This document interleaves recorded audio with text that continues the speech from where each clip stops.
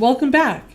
Now that you've successfully downloaded our Bold Subscriptions app, it's time to have the Liquid code installed.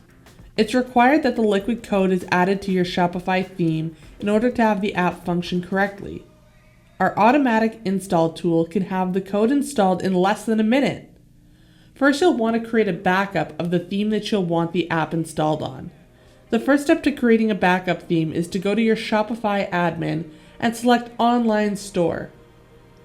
Then under Actions, you'll select Duplicate. Now you're ready to install the Liquid code.